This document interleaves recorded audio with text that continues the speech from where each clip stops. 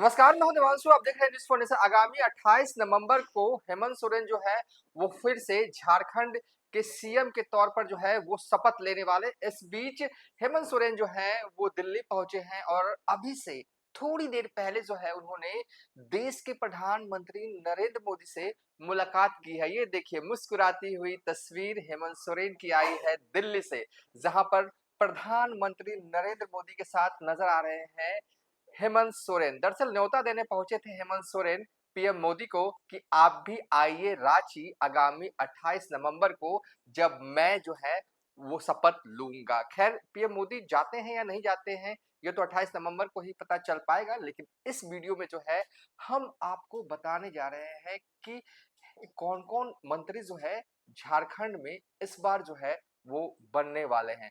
जो कैबिनेट पिछली दफा यानी कि 2019 से 2024 के बीच में झारखंड में दिखी, वो कैबिनेट इस बार नहीं दिखने वाली है हेमंत सरकार की।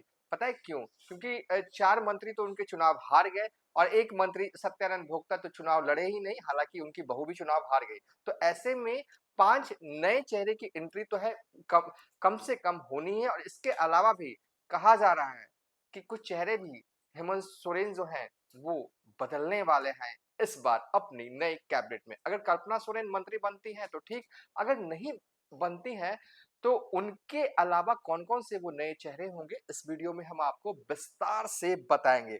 फॉर्मूला सबसे देख लीजिए, पहला ग्राफिक्स हम चला रहे हैं इस वीडियो का।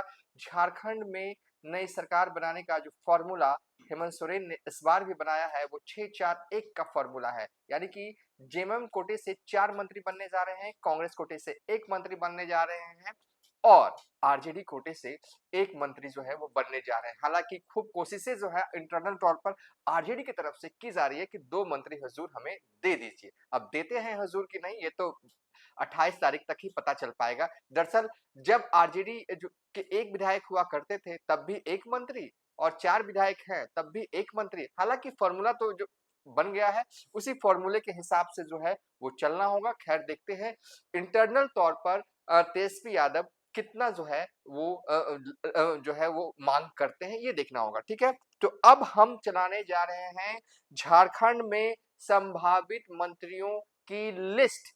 संभावित है और ये तय है कि यही मंत्री बनेंगे, लेकिन हमने एक दो नाम उसमें बढ़ा रखे हैं। होता है ना कि कभी एक आध इधर उधर हो जाए, क्योंकि 28 नवंबर को जो है वो शपथ लेना है और अभी 1-2 दिन का वक्त है। तो ऐसे में कुछ जो है वो डिसीजन बाद में भी पलट जाते हैं। तो ऐसे में मैंने 1-2 चेहरे जोड़ रखे हैं, लेकिन आप लगभग ये तय मानिए कि यही है संभावित मंत्रियों की लिस्ट। तो सबसे पहले जो हम चलाएंगे वो जेएमएम कोटे से चलाएंगे कि जेएमएम कोटे से कौन-कौन जो है वो मंत्री बनेंगे। लेकिन कुछ जानकारी लिस्ट चलाने से पहले कुछ जानकारी हम आपको साझा कर दें। देखिए, सबसे पहले तो ये ग्राफिक्स चला देते हैं। इससे पहले भी हमने ये ग्राफिक्स चलाया था।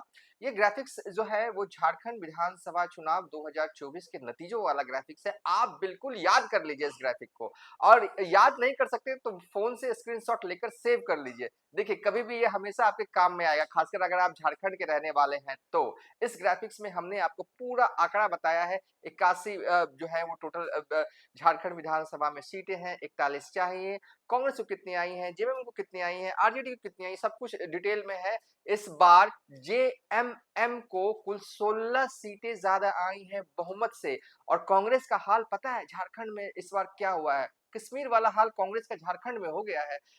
ठीक है, अगर कांग्रेस हट भी जाए ना इस वक्त, अगर महागठबंधन से, तब हेमंत सोरेन को सिर्फ 1 सीट कम पड़ रहा है। मतलब कि इतनी ताकत के साथ जो है उभर कर निकले हैं हेमंत सोरेन झारखंड में इस चुनाव में। तो चलिए अब हम लिस्ट चलाएंगे, लेकिन उससे पहले कुछ जानकारी जो है और भी हम आपको देना चाहते हैं। देखिए, पिछली बार जो फॉर्मूला तैयार हुआ था ना, जो मंत्री बने थे 2019 में, उसमें पूरा जातीय समीकरण का पूरा ख्याल रखा गया था। और इस बार भी कमोबेश उसी तरीके से जातीय समीकरण का पूरा ख्याल जो है वो रखा गया है। देखिए, अगर हेमंत सोरेन की अगर बात करें तो पिछले मंत्रिमंडल में 3 आदिवासी चेहरे थे, 1 दलित चेहरे थे, जेएमएम की तरफ से ये हम बात कर रहे हैं, 1 स्वर्ण चेहरे थे और 1 ओबीसी चेहरे थे। ठीक है, आरजेडी की तरफ से सत्यानंद भोक्ता थे तो वो दलित चेहरे के तौर पर थे। और आगे कांग्रेस की बात करें तो 1 अल्पसंख्यक थे, 1 आदिवासी थे, 1 स्वर्ण थे और 1 ओबीसी समाज से थे। और कमोबेश इसी तरीके का जो जातीय समीकरण है वो इस बार भी रखा गया है है मंत्रिमंडल में हेमंत सोरेन के।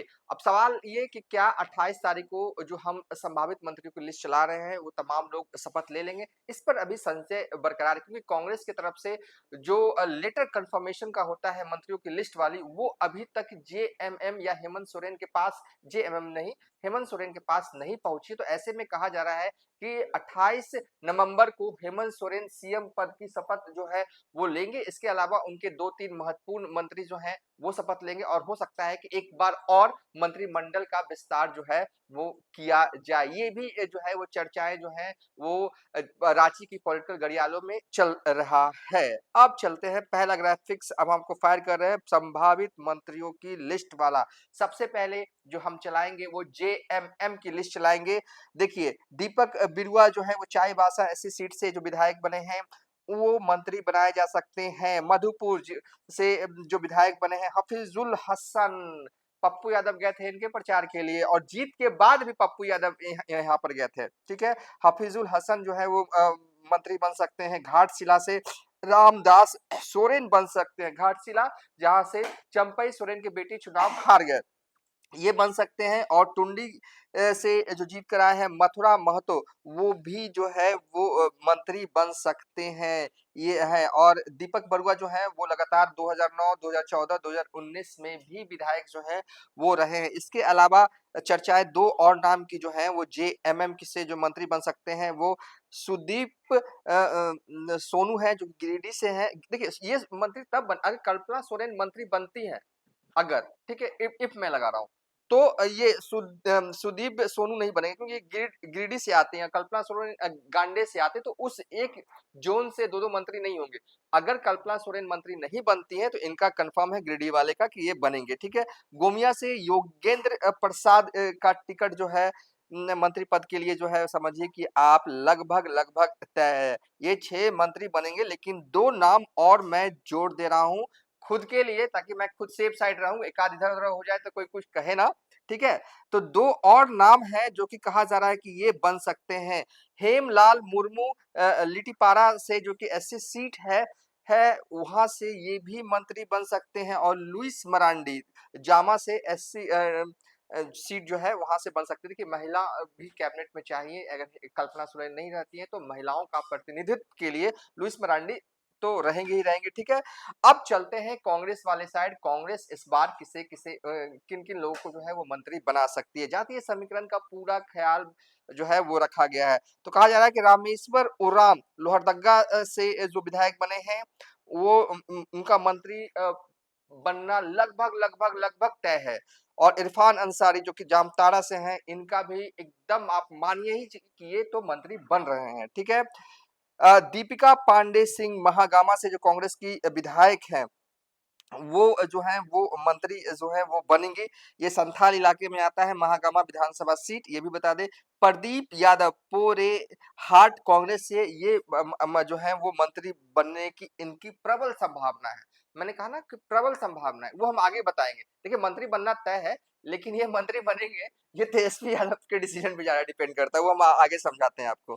ठीक है, अनूप सिंह बैरमो से जो जीते हैं कांग्रेस के टिकट पर, वो भी जो है वो मंत्री बन सकते हैं। उत्तरी छोटा नागपुर इलाका, मंडार एससी सीट से शिल्पी नेहा तिर्की जो है वो भी बन सकती हैं, है कांग्रेस के टिकट पर, जो कांग्रेस से हैं, और ये भी बन सकती है मंत्री। एक नाम और मैं जोड़ रहा हूँ, थोड़ा सा ये है, कोलेबिरा से नमन विक्सल कोंडांगड़ी भी बन सकते, इनके नाम की चर्चा है कि ये बन सकते हैं। मैं कंफर्म नहीं कर रहा हूँ, लेकिन चर्चा है, तो इसलिए मैंने ग्राफिक्स में इनका फोटो और नाम डाल रखा है।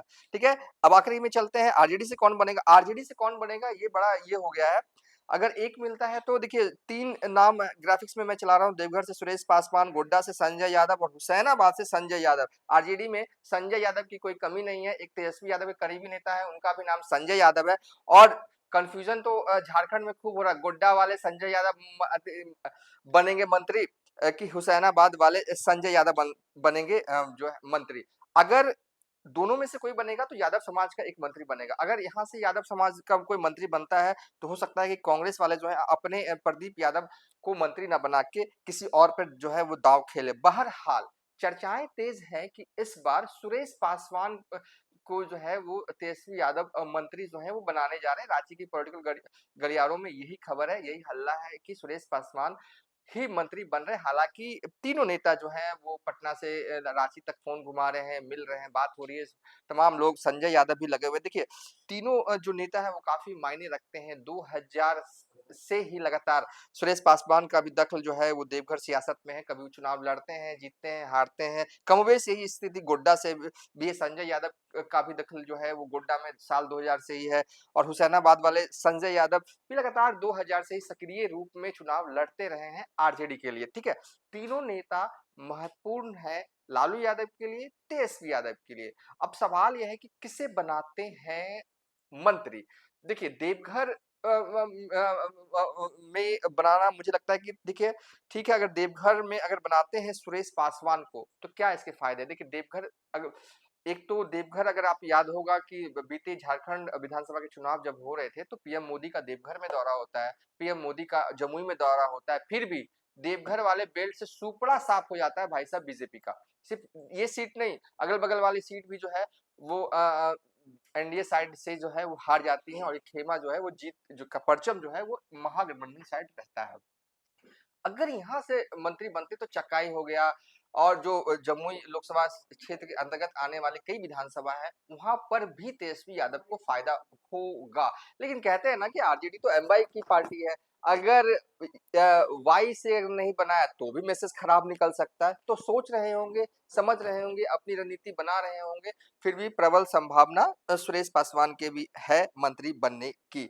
कुल मिला के कहें कि थोड़ी देर पहले जो है वो पीएम मोदी से हेमंत सोरेन ने मुलाकात की है दिल्ली में। न्योता उन्हें भी दिया है कि आप भी आइए हमारे शपथ ग्रहण समारोह में झारखंड यानी रांची। और जो इस वीडियो में हमने संभावित मंत्रियों की लिस्ट जो है वो चलाई है और 2-4 नाम हमने बढ़ा दिए हैं। लेकिन यकीनन जो चर्चाएं हैं, जो चर्चाओं का बाजार है सियासी रूप से, इन्हीं नामों में से जो है वो लगभग जो है वो मंत्री बनने जा रहे हैं। एक आध उलट-फेर आखिरी मोमेंट में हो जाए तो कुछ कहा नहीं जा सकता। वैसे भी सियासत जो है ना वो लास्ट मोमेंट का ही खेल है, तो कभी भी कुछ हो सकता है। लेकिन हमने संभावित मंत्रियों की लिस्ट जो है वो चला दी है। और आखिरी में कहा जा रहा है कई लोगों को जो है वो हेमंत सोरेन ने न्योता भेजा है। और जो हमारी जानकारी है कि पप्पू यादव तो होंगे ही होंगे और पप्पू यादव की ग्रैंड वेलकम जो है वो हेमंत सोरेन इस बार करने वाले हैं। क्योंकि पप्पू यादव 13 विधानसभा सीटों पर चुनाव प्रचार करने जाते हैं झारखंड में और 10 विधानसभा सीटों पर इंडिया गठबंधन वाले जो है वो जीत जाते हैं। लालू यादव भी जाएंगे, तेजस्वी यादव भी जाएंगे, प्रियंका गांधी को भी न्योता भेजा गया है और राहुल गांधी से तो अब तो मुलाकात भी हो रही होगी। तो देखिए क्या कुछ होता है सियासी गलियारों में। 28 नवंबर को तस्वीर जो है वो बिल्कुल साफ हो जाएगी झारखंड में। बहरहाल इस वीडियो को यहीं पर बाइंड अप कर रहे हैं। अच्छा लगा तो लाइक कर दीजिए, नहीं अच्छा लगा तो कोई बात नहीं।